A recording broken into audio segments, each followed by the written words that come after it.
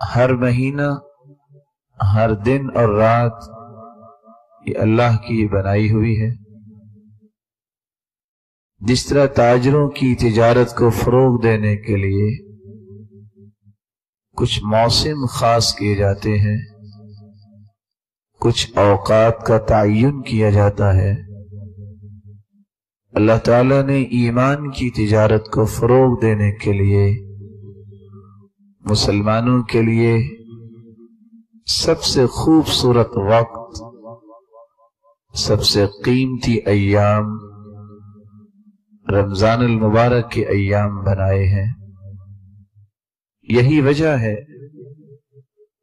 سلف صالحین 6 مہینے تک رمضان المبارک کے بارے میں دعا کیا کرتے، اے اللہ ایمان کی حالت میں رمضان المبارک کی نعمتیں ہمیں نصیب فرما، اور پھر اس مبارک مہینے میں جو جو عبادت کی جاتی اگلے 6 ماہ ان عبادات کا جو نذرانہ پیش کیا گیا اللہ کی بارگاہ میں، اس کی قبولیت کی دعاؤں میں لگا دیتے ہیں۔ وہ زندہ دل جن کا ایمان تازہ، ان کی تو بات ہی کیا ہے۔ آج کی ہماری اس خوبصورت اور مبارک مجلس کا موضوع اور ہماری گفتگو کا محور کیف نستفید من رمضان، ہم رمضان سے استفادہ کیسے کر سکتے ہیں۔ آج کے ہمارے اس موضوع کے متعلق ہماری گفتگو کا محور 5 سے 6 نکات ہوں گے۔ رمضان کیا ہے اور رمضان میں ہمیں کیا کرنا ہے، اور رمضان ہمیں پیغام کیا دیتا ہے، اور امت اسلامیہ اس نعمت کا حق کیسے ادا کر سکتی ہے، اور پھر وہ کون سے سعادت مند ہیں جو اس مبارک مہینے کو گزارنے کے بعد اس قابل بن جائیں کہ جس دن عید کا دن ہو اللہ کی رضا اور اس کے انعامات کے وہ مستحق ٹھہرائے جائیں۔ تو آئیے کیف نستفید من رمضان، ہم رمضان سے فائدہ کیسے لے سکتے ہیں۔ رمضان المبارک یہ وہ مہینہ ہے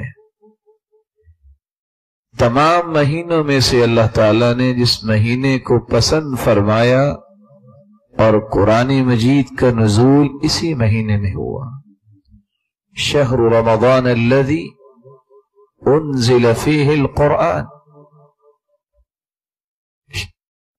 رمضان المبارک یہ وہ مبارک مہینہ ہے جس میں اللہ نے اپنی حقیقی کلام کو دنیا کے لیے دستور حیات بنا کر اتارا۔ یہ ایک الگ بات ہے کہ جب قرآن و سنت کی رہنمائی مسلمان نہیں لیتا تو پھر یہ کہتا بھی نظر آتا ہے کہ قرآن تو شعبان میں اترا تھا، حالانکہ قرآن کی آیت کتنی واضح ہے۔ بلا شبہ وہ بھی آیت ہی پیش کرتا ہے مسلمان، اور یہ کہتا نظر آتا ہے اِنَّا أَنزَلْنَاهُ فِي لَيْلَةٍ مُبَارَكَةٍ، برکت والی رات میں ہم نے قرآن کو نازل کیا ہے، اور اس کی تفسیر کرتے ہوئے کہ وہ برکت والی رات 15 شعبان کی رات ہے۔ ایک مسلمان جس کو اللہ سے سچی محبت ہے، ایک مومن جس نے اپنی زندگی کا منہج قرآن و سنت کو بنا لیا ہے، اس کو کسی قسم کے جذباتی، کسی قسم کے افراط و تفرید کے پہلوؤں کی طرف نہیں جانا چاہیے۔ قرآن مجید کی 3 آیتیں ہیں. انا انزلناہ فی لیلۃ مبارکہ، ہم نے قرآن کو مبارک یعنی برکتوں والی رات میں نازل کیا. انا انزلناہ فی لیلۃ القدر، ہم نے قرآن مجید کو لیلۃ القدر میں نازل کیا. شہر رمضان الذی انزل فیہ القرآن، رمضان کا مہینہ ایسا مہینہ ہے جس میں قرآن مجید کو نازل کیا گیا. ان تینوں آیتوں کا معنی کیا نکلا؟ قرآن برکت والی رات میں نازل ہوا جو کہ لیلۃ القدر ہے، اور لیلۃ القدر رمضان میں آتی ہے، شعبان میں تو نہیں آتی. رمضان کا وہ مہینہ ہے جس مہینے میں رسول اللہ صلی اللہ علیہ وسلم کی ذات اقدس کو تمام انبیاء کا سرتاج بنایا گیا اور آپ کے سر پر نبوت کا تاج سجایا گیا. یہ وہ مہینہ ہے جس مہینے کے بارے میں رسول اللہ صلی اللہ علیہ وسلم کا فرمان ہے، الصلوات الخمس والجمعة إلى الجمعة ورمضان إلى رمضان مكفرات ما بينهن إذا اجتنبت الكبائر. اگر کوئی شخص توحید کو اختیار کرنے والا ہے، 5 نمازیں پابندی سے پڑھنے والا ہے، یہ 5 نمازیں یہ ایک جمعے سے لے کے دوسرے جمعے تک جو بھی اس سے کمی کوتاہی ہوتی ہے، وَرَمَضَانٌ إِلَى رَمَضَان، ایک رمضان کے روزے انسان رکھتا ہے اور اللہ تعالیٰ نے اس کو اور نعمت سے نوازا کہ اگلا رمضان بھی اس کو نصیب ہو گیا، اس رمضان میں بھی اس نے پورے روزے رکھے. تو 2 رمضانوں کے درمیان جو انسان سے غلطی کوتاہی ہوتی ہے، اللہ تعالیٰ ان 30 یا 29 روزوں کو سارے گناہوں کا کفارہ بنا دیتے ہیں. اذا جاء رمضان، جب رمضان کا مہینہ آ جاتا ہے، فتحت ابواب الجنہ، جنت کے دروازے کھول دیے جاتے ہیں. وغلقت ابواب النیران، اور جہنم کے دروازے بند کر دیے جاتے ہیں. اور رسول اللہ صلی اللہ علیہ وسلم نے فرمایا وَسُلْسِلَةِ الشَّيَاطِينَ، اور شیطانوں کو کڑیاں ڈال دی جاتی ہیں. بہت سارے لوگ سوال کرتے بھی ہیں اور سمجھنا بھی چاہیے کہ جب جنت کے دروازے کھول دیے جاتے ہیں، جہنم کے دروازے بند کر دیے جاتے ہیں، اور شیطانوں کو قیدی بنا دیا جاتا ہے، ان کو قید کر دیا جاتا ہے، تو پھر برائی کیسے ہوتی ہے؟ اصل بات یہ ہے، شیطان 2 قسم کے ہیں، شیاطین الانس والجن.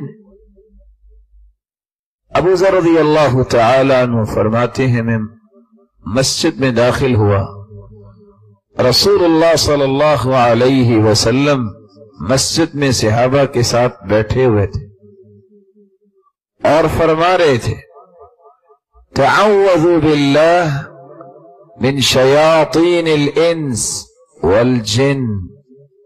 میرے صحابہ، شیطانوں کے بارے میں اللہ کی پناہ طلب کرو کہ اللہ تمہیں شیطان جو جنوں میں سے ہیں ان سے بھی آپ کو بچائے اور انسان جو شیطان ہیں ان سے بھی بچائے. ابو ذر رضی اللہ تعالی عنہ فرماتے ہیں یا رسول اللہ صلی اللہ علیہ وسلم अवलिल इनसे शयातीन, क्या इंसानों में से भी कोई शैतान होता है? कहा अबू ज़र, आपने कुरान नहीं पढ़ा? वकज़ालिक जअलना लिकुल्लि नबिय्यिन अदुव्वन शयातीनल इंसी वल जिन्न यूही बअदुहुम इला बअदिन ज़ुख़रुफ़ल क़ौलि गुरूरा। जितने भी अंबिया आए उनके सबसे पहले दुश्मन इंसानी शैतान बने हैं, और जिन शैतान भी थे वो भी दुश्मन बने। और अल्लाह ताला ने शैतान को बनाया भी जिन्नों में से, कान मिनल जिन्नि फफसक़ अन अम्रि रब्बि। शैतान जिन्नों में से था जिसने अल्लाह ताला की नाफरमानी की, अल्लाह ताला की रहमत से धुतकारा गया, और रहती दुनिया तक, क़यामत तक उस पर अल्लाह ताला की लानत बरसती रहेगी और फटकार बरसती रहेगी। तो रमजानुल मुबारक में जो बुराई है वो इसलिए सरजद होती है, कुछ शैतान इंसानी शक्ल में उकसाते हैं, अंगेख दिलाते हैं, भड़काते हैं, राहें बताते हैं, इंसान उनके पीछे चलता है। बुरा दोस्त भी शैतान होता है। बात नहीं, ये कुरान का फैसला है। वयौम यअद्दु ज़ालिमु अला यदैहि यक़ूल या लैतनी इत्तख़ज़्तु मअ अर्रसूलि सबीला या वैलता लैतनी लम अत्तख़िज़ फुलानन खलीला लक़द अज़ल्लनी अनि ज़िक्रि बअद इज़ जाअनी व कान अश-शैतान लिल इंसानी ख़ज़ूला। क़यामत को इंसान अपने ही हाथों को चबाएगा और कहेगा, हाय काश मैंने अल्लाह के रसूल की बात को माना होता, मैंने अल्लाह के पैगंबर की बातों को तस्लीम किया होता, मैंने फलां को दोस्त न बनाया होता।